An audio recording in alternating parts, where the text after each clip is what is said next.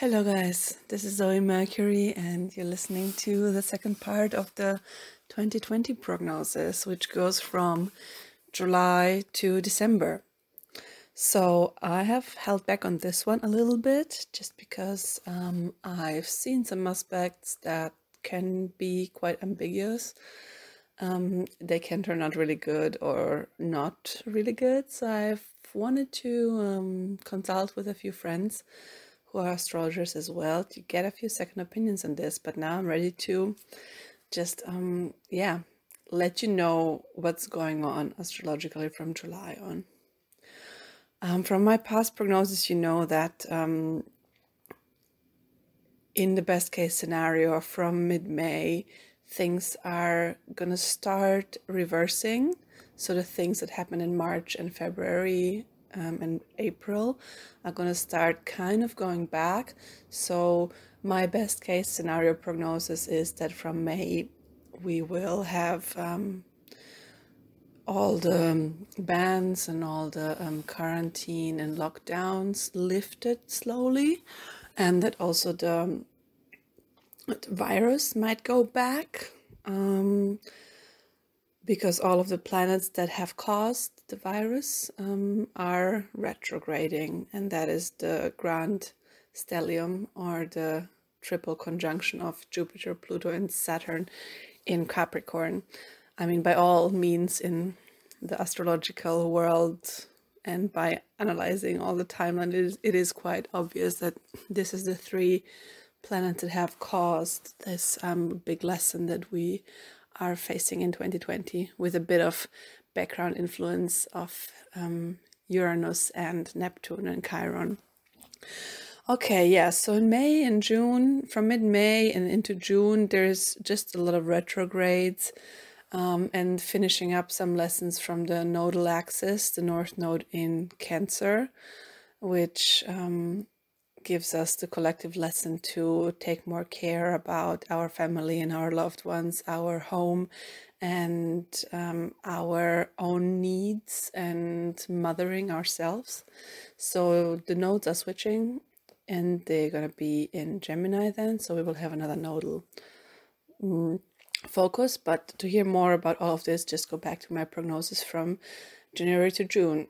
However, I want to step into July with you now, because July, something new is happening on the astrological horizon. And it is Mars moving into Aries. This is a whole different energy. And what is very special about this Mars situation is that it is going to stay in Aries for 6 months. So until January the 7th, 2021, Mars is going to be in Aries. And just to give you a perspective, Mars normally takes only 2 months to transit through a sign. So this is the triple length of what Mars normally would stay in a sign. The reason that he stays in Aries for so long is that in September he will go retrograde for about 2 months. But normally when a planet goes retrograde, meaning it moves backwards, not forwards, it changes sign. So, you know, the retrograde sometimes starts in Aries and then goes back into Pisces and then again into Aries. But in this case, even during the whole retrograde, Mars doesn't leave Aries. So we have a 6-month period: July, August, September, October, November, December, and into January, of Mars in Aries. What does Mars in Aries mean? Well, Aries is a very impulsive, very fiery sign. It is actually the ruler of Mars, or the other way around, Mars is the ruler of Aries. So he comes home, so he can fully behave like himself. And Mars fully behaving like himself is a very impulsive, very energetic warrior type. What this means essentially is that somehow in some way there's like a flood of energy coming back into the whole scenario. And now I can portray two possible ways that this can reflect in our reality.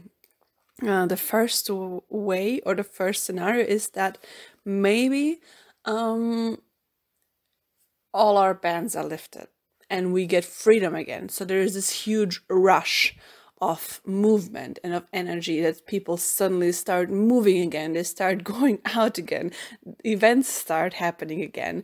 You know, it maybe this Mars in Aries will just represent like a lot of movement coming back into the world. However, then there can be another scenario that is not as pretty, because there is other aspects that this Mars is creating. And the first aspect that it is creating is that it is conjuncting Chiron. And in my general prognosis, I talked about Chiron in Aries. It is about the collective wound. And the collective wound generally, or not generally, but right now is about healing the ego and looking at our ego and creating healthy boundaries, or manifesting an ego that is healthy and not unhealthy towards the collective. However, as you know, in any healing process, first the wound needs to come up and then it can be healed. And since this Chiron in Aries is just at the beginning, I feel like what might come up is very much the collective wound of the ego, or the collective ego. And when collective things come up, they usually don't only come up on the individual level, which means in our personal lives, but also on the collective level, which means governments. So I could also picture this with certain governments, certain countries getting angry, getting egocentric, or starting to protect their own interests without caring much about others' interests, and also making hasty, impulsive decisions that are not very friendly or peaceful, because Mars in Aries with Chiron in Aries, that can also stand for aggression or impulsive acts of aggression. And during this time we have Mercury retrograde in Cancer.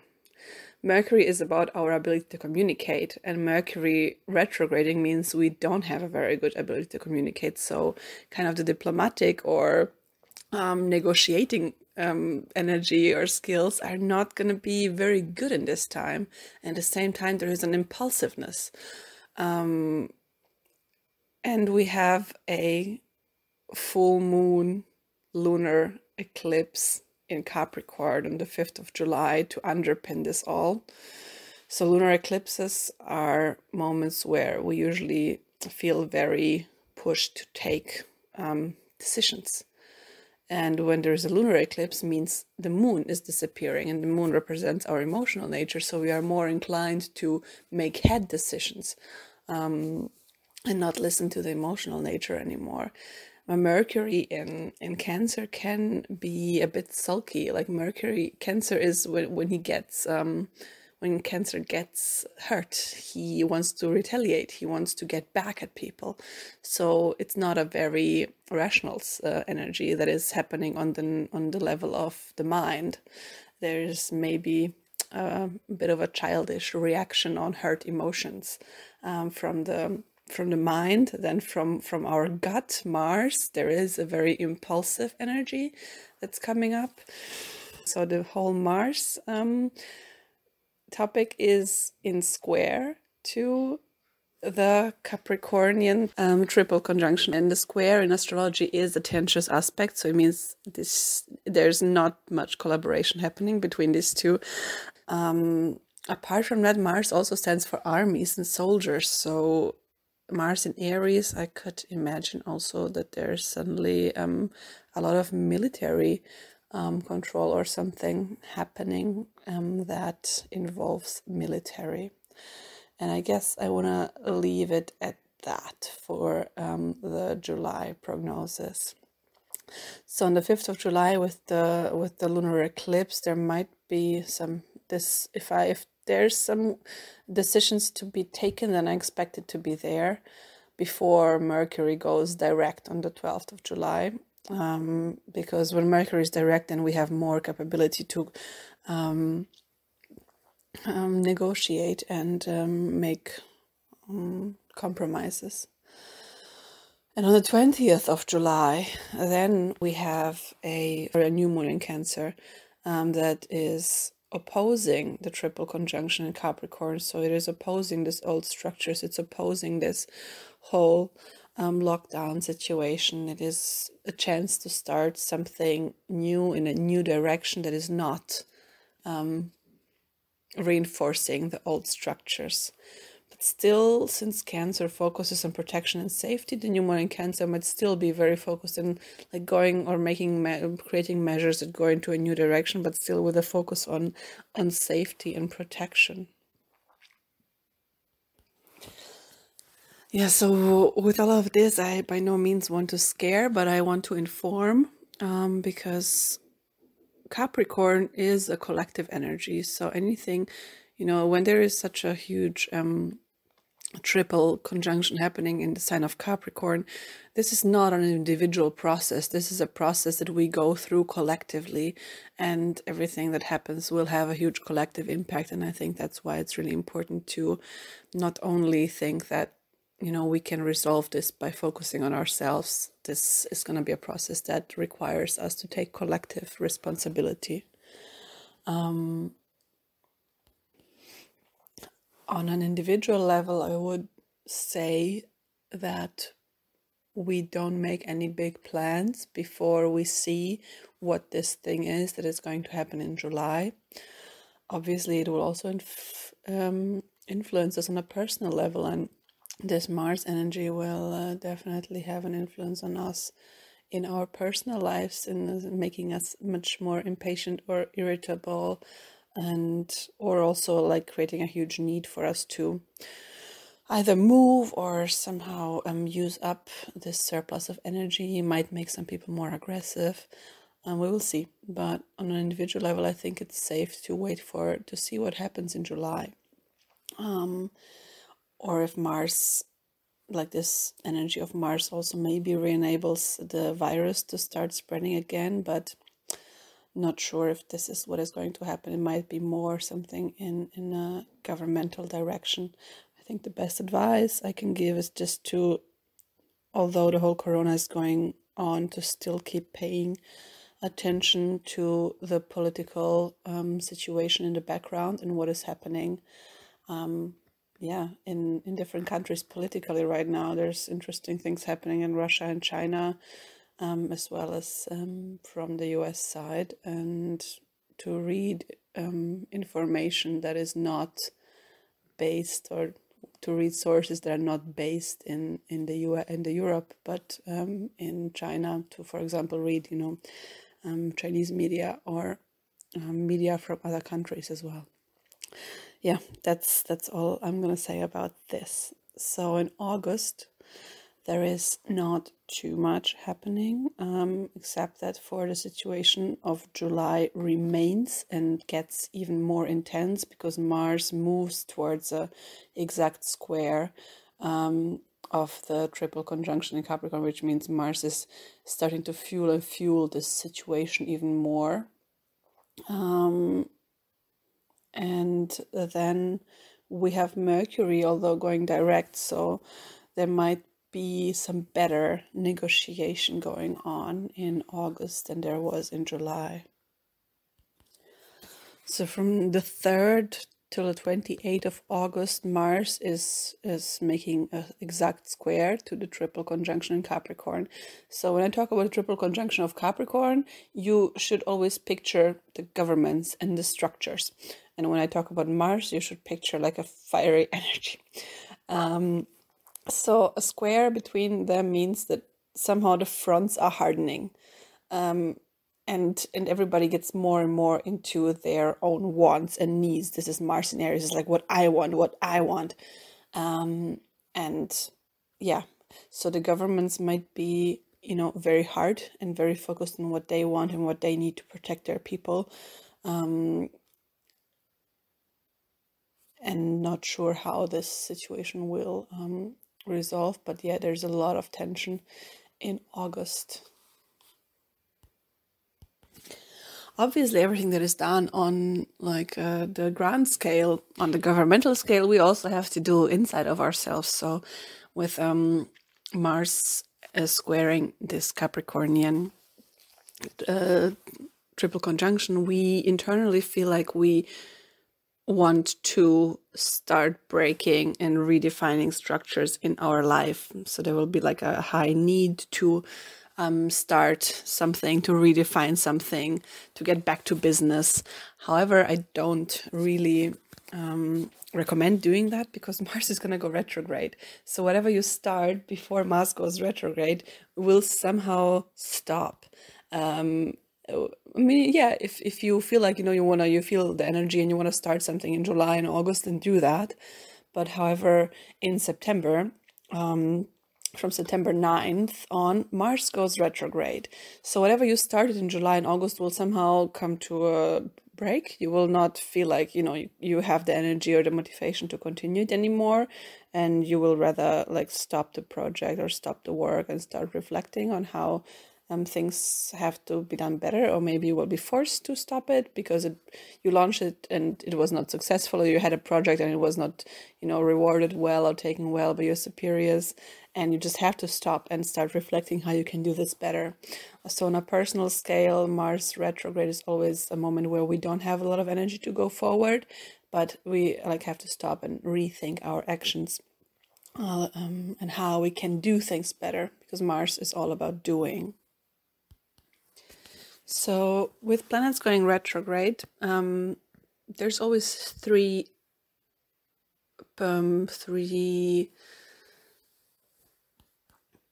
parts of the retrograde cycle.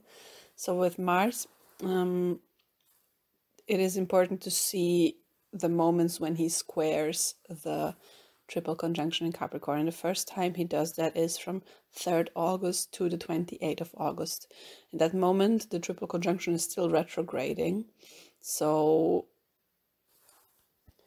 there might not be any productive or constructive changes made by the governments yet, but then there is a lot of kind of attention and pushiness and impatience from Mars, who is like, okay, we need to do something needs to be done.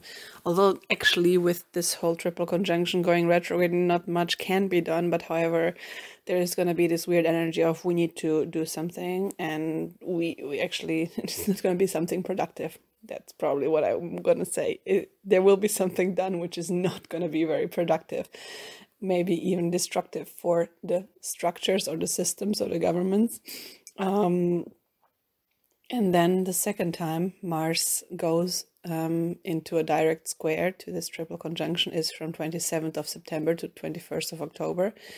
In that moment, Mars is retrograde and the planets Saturn and Jupiter are not retrograde anymore. So this is a bit of a different situation. So maybe this will be about undoing, like taking back, trying to take back some actions that have been done in July and August and renegotiating that.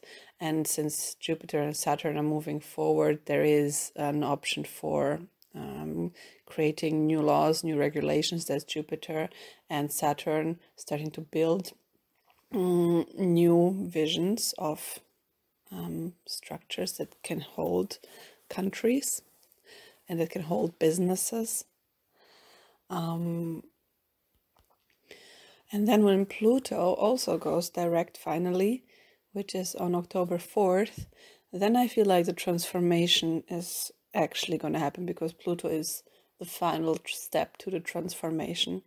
So Jupiter and Saturn, the laws and the frameworks and the structures and the building itself are going to start before, but then Pluto will bring the final manifestation of the transformation of our governmental structures. So the way I see it, there's a lot of turmoil still from July till October, and only from October on, when the Saturn-Jupiter-Pluto conjunction goes direct, I feel like some constructive changes can be made, or some rebuilding can be planned, not started yet, because Mars is still retrograde until 14th of November. So when Mars is retrograde, it's very hard to start something new, or not really the best time to start something new, because one might just later find out that the way one did things was not the best way. So I think that from November 14th is actually the moment when we can start again, when Mars goes direct. And then when Mars makes his third pass and over the exact square with the triple conjunction, this is when I think the solution will come. And that's in mid-December. So I think this whole conflict that might be created in July will resolve in mid-December, but will already start lessening from October on. And yeah, I feel when the things like Jupiter and Saturn finally move into Aquarius by mid-December or end December, this is when we just, like start a completely blank page. But this whole year is definitely about the crumbling of the structures, and with Mars in Aries, it might not be in a very peaceful way. I think that's important to say in this whole scenario. What the best thing for you personally to do is to just look at the situation right now and try to see, what insights this gives you about the world, your world, and the governments, and generally the world, and how it functions, and what is needed, and how you can readjust your place in society to be more of service, to be more useful in times like these. Because we, cannot have a guarantee that we were always going to be living in peaceful lives and peaceful times. So you can see very clearly right now what kind of jobs, what kind of work is of use and is important to the world.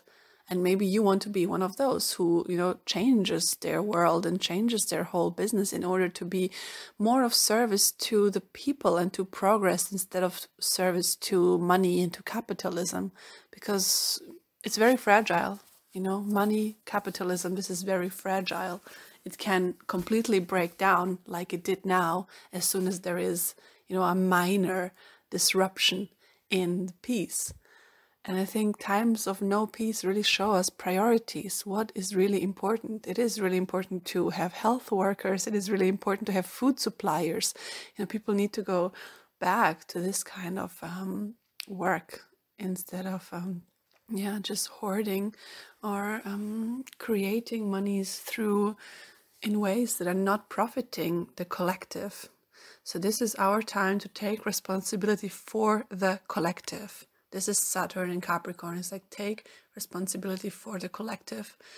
And then we will move on to the age of Aquarius very soon, which I'm going to make a video about, because we've been living in times of transition and we always knew it, but we didn't know how it will go down. And now it is very, very real. It is manifesting in reality, the transition and the changes in our structures. So now, in the next years, we're going to see what we have been preparing for all these years, with raising our consciousness, with working on ourselves. We will see why we have been doing all of this, and we will get the chance to implement all of those things we have learned. So this is a time that is calling for the leaders to step up, the new leaders. It is a time of redistributing power amongst people, amongst countries, amongst individuals. And it will definitely be a time, it is something like a judgment day, because Capricorn is all about judgment. It is a time for the people who have prepared to step up and to say, here I am and I can help. And this is my place in society. So I hope it really helps you to find yourself and to find your position, your place, your role, and step up to it. All the best.